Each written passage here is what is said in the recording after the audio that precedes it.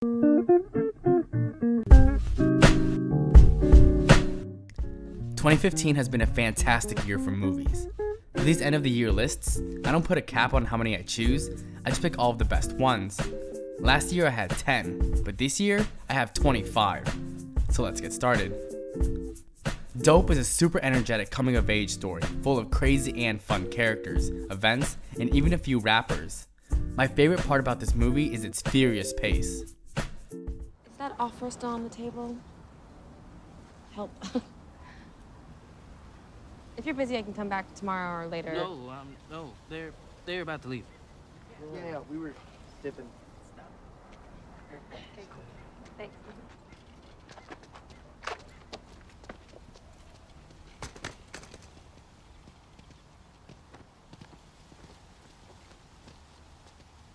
Hi guys.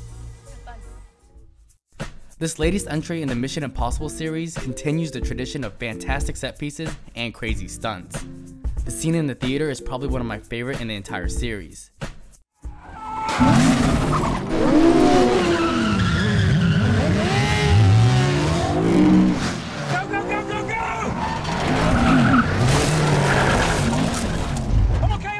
I'm okay.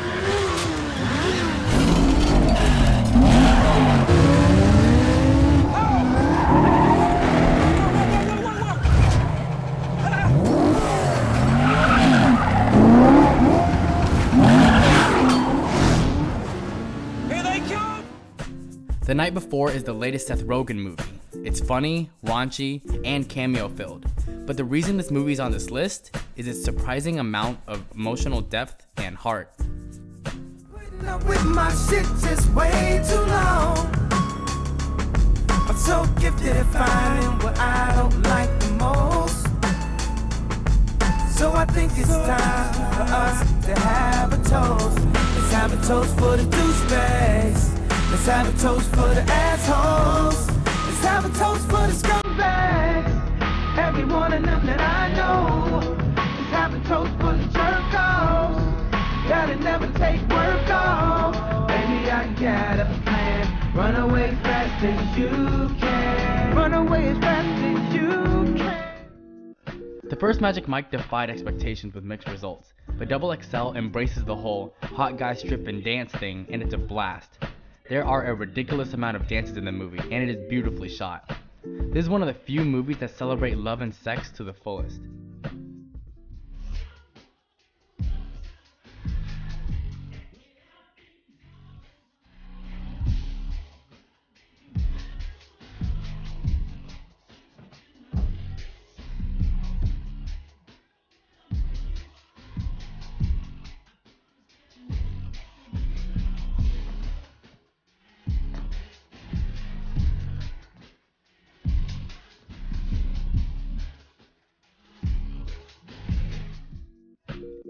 The Final Girls is a horror satire in the same vein as Scream or Cabin in the Woods, but a lot more straightforward and comedic. The great thing about this movie, though, is its theme on family, loss, and friendship. Kicks up the sword and she like kills him with his own machete and she's like, what?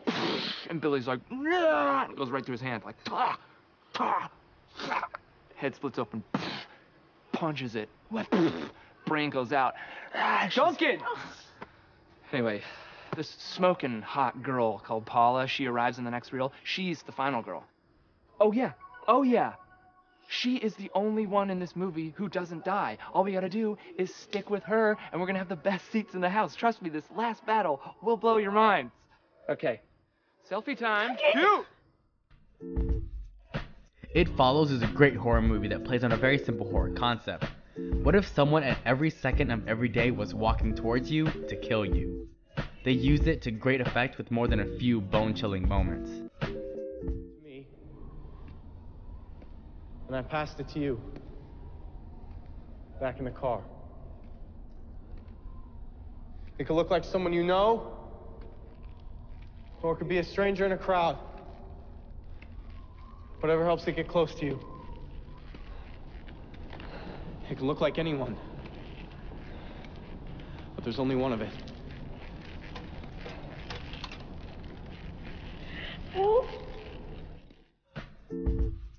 Krampus is a horror movie that feels like it would have been made in the 80s.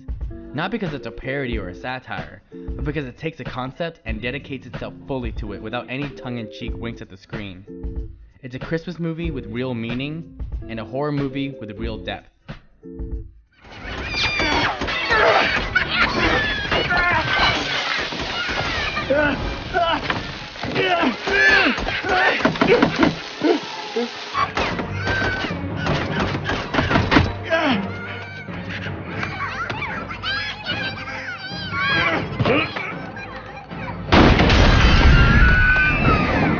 Merry Christmas, Mother.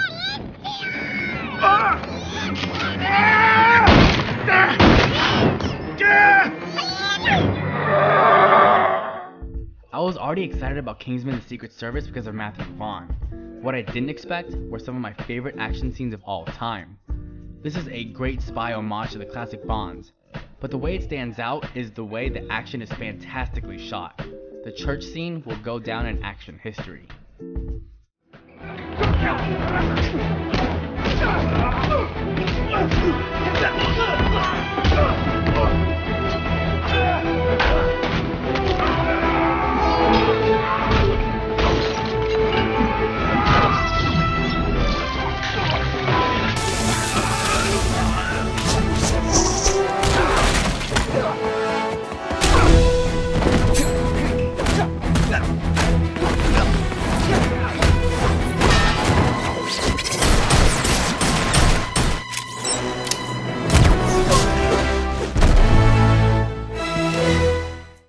The gift surpassed all of my expectations. Everyone thought it was going to be a stalker house invasion movie, but what it turned out to be was a great character study with believable twists and turns, great directing from first-time director Joel Edgerton, and awesome performances across the board. Simon Cowell. Yeah, Simon. Hi. Oh, we know each other. Oh, we went to school together. Really? Yeah. Huh, which one? Fairmont Fairmont Park. Really? Yeah. Same grade? What year did you graduate? Hey, honey. Excuse me 1 second. Yeah. Okay, sure. We'll rush. This is my wife, Robin. This is, I didn't get your name, sorry. Gordon Mosley. Hi, Gordon. Robin. Gordo? Hey. Wow, buddy. I did not recognize you. Gordon Mosley. Oh, my gosh, honey. Yeah? Gordo and I went to school together like, I don't know, what, Really? 80 years ago. The Big Short is a movie where I actually left the theater learning a pretty decent amount. It throws so many left hooks that you never know what it's gonna do. One scene is a cameo, another one is a documentary-esque montage, another one has an off-kilter The Office-like zooms. It's fast, funny, and informative. Popular product on the street. That's good for us. Yes and no. I heard from somebody who heard from somebody. No, Alex, no. Sorry. Benny Klieger over at Morgan is taking on some heavy losses in the bond department. Might be time to get a life jacket and get out. I mean, seriously, I feel like I'm financially inside of you or something. Okay. I'm jacked. I'm jacked to the tits! Good. Do you feel it? Brooklyn is a small, quaint coming-of-age film that features a classic romance that I haven't seen in a while. It strips away all the cynicism of our modern age and embraces young love and growth. The best part of this film is Saoirse Ronan's performance and the subtle but clear character development. Listen, I want everything out in the open. I came to the Irish dance because I really like Irish girls. And I was the only one who would dance with you. Oh, no, it wasn't... Oh, so you danced with loads of others?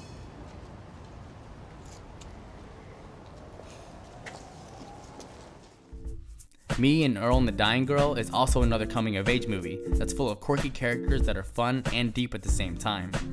It's truly hilarious in some places, but it's also very somber and introspective. What group are you in? I'm not in a group, actually. I just wouldn't belong to a group that doesn't suck. You know, I'm terminally awkward and have a face like a little groundhog, so... You can't really think that. No, I don't think that. I know that. I just feel like, you know, for a kid like me, in high school, the best case scenario, just survive, you know? I wasn't expecting Creed to be good at all, but when it was over, I was blown away. The boxing matches are so immaculately filmed, especially the first one with a single take. Michael B. Jordan was great, but the real standout here was the layered performance from Sylvester Stallone. You're gonna see an opening, put it right on his chin, then I'll drop him. Mouthpiece in, seconds out. Your old man did that to me. It worked. Mouthpiece in, seconds out. Finish it up, Leo.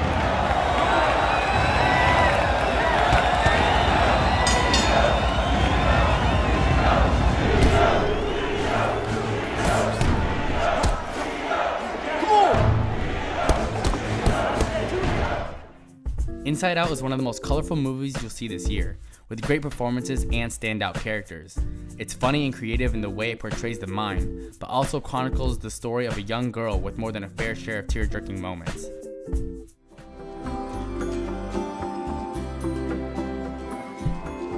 And each core memory powers a different aspect of Riley's personality.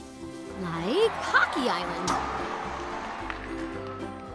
Goofball Island is my personal favorite. Come back here, you little monkey. Yep, Goofball is the best. Spotlight is a very calm and subtle movie, but tackles a really big subject with precision and respect. It's very well paced, and the performances and scenes are all subdued and quiet, but always riveting and spot on. Fight you got into on Porter, which made a lot of noise, but changed things not one bit.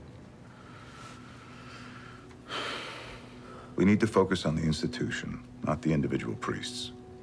Practice and policy. Show me the church manipulated the system so that these guys wouldn't have to face charges. Show me they put those same priests back into parishes time and time again. Show me this was systemic, that it came from the top down. The end of the tour is structured in a very strange way that I really enjoyed. It was mostly just two guys talking to each other and experiencing life together.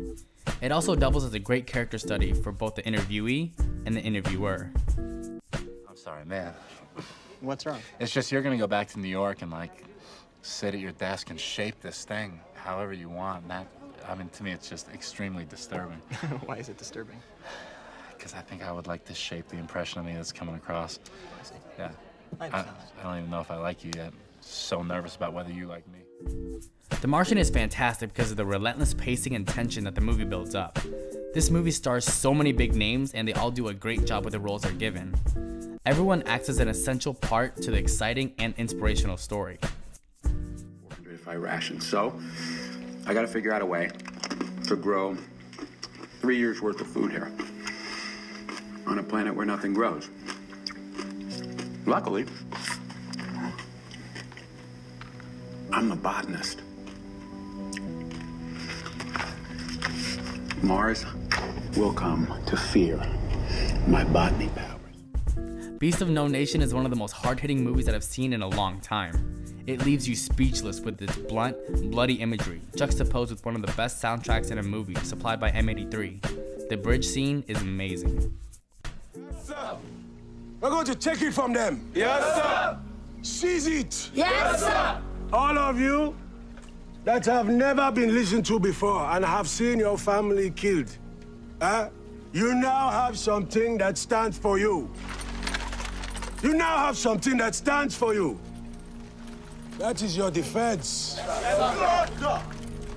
That is your family's blood. Yes, sir. Victory! Victory! Victory! The Hateful Eight is essentially a movie where Tarantino indulges himself in every single way.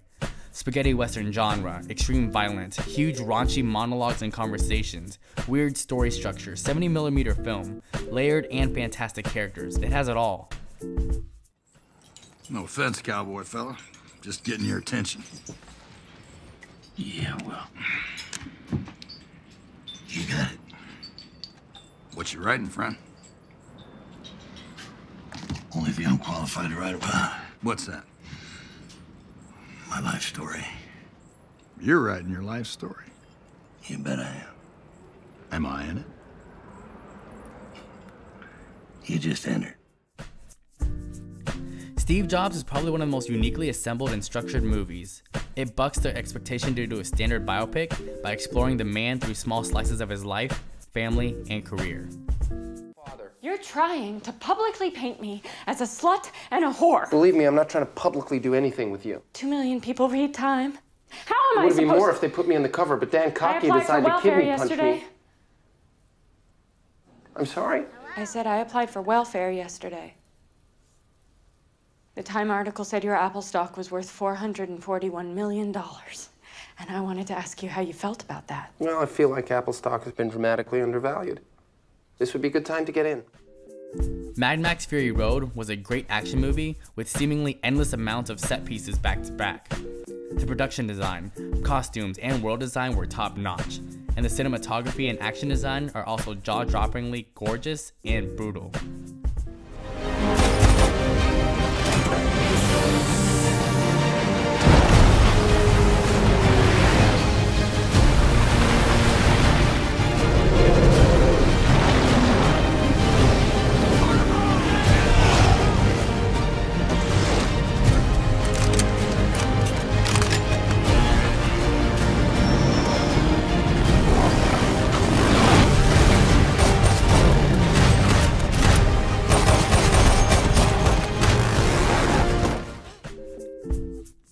Room is amazing beyond belief.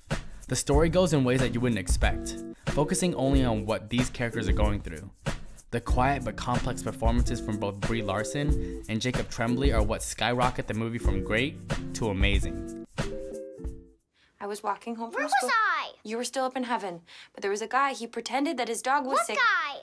Old Nick. We call him Old Nick. I don't know what his real name is. But he pretended his dog was sick. What's the dog's name? Jack, there wasn't a dog. He was trying to trick me, okay? There wasn't a dog. Old Nick stole me. I want a different story. No, this is the story that you get. He put me in his garden shed. Here. Room is the shed. Sicario is another movie that defies all expectations that were laid out for it. I could never expect where the story was going. The tension in all the scenes are almost unbearable, especially the highway scene. Denis Villeneuve has cemented himself as one of my favorite directors. Wait. Get out of the car. Jesus Christ.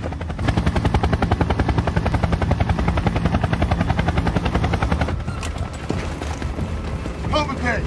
Señor, tus manos! Don't move! Complicate! No. Compás. Suelte la pistola. Tírela. Pregunta, paisanos. ¿Quieren morir? Anna Melissa has Charlie Kaufman's signature quirk that adds another layer of complexity with the interesting and complicated stop-motion animation style. Everything in it is so subtle, from the small physical quirks to the eyes of the puppets darting back and forth. The story is also introspective, somber, and depressing. That doesn't mean that it doesn't have its hilarious moments, though. I'm sorry to bother you. No, not at all. Do you want to come in? Or? I was just looking for someone. I think I've got the wrong... Who's there, Em? It's Mr. Stone. Michael Stone. Really? Oh my God. Oh my God. Hello? Oh, do I look awful? I was just taking my makeup off. Oh my God. Ugh, don't look at me. Hello? No, you look lovely. I can't believe you're in our room. We came here from Akron just to hear you speak. Oh my God, please don't look at me. Well, I'm certainly very flattered. You can look at me. Emily. Ex Machina blew me away in every way possible. Domhnall Gleeson, Oscar Isaac, and Alicia Vikander played their roles perfectly. Every piece of dialogue is immaculately written. Every angle is carefully chosen to show the changing relationships and situation of the characters in the story. The visual effects are amazing because they exist without calling attention to itself, letting the audience immerse themselves in the world. All of this makes a great film, but it adds even another layer by hiding and adding small things in the back of scenes like art pieces and allusions to the attentive eye. This is my favorite movie of the year. You're wrong. Wrong about what? Nathan. In what way? He isn't your friend. Excuse me? I'm sorry. Eve, I don't understand. You shouldn't trust him. You shouldn't trust anything he says. Power restored. And if we made a list of books or works of art which we both know, it would form the ideal basis of a discussion. Thanks for watching.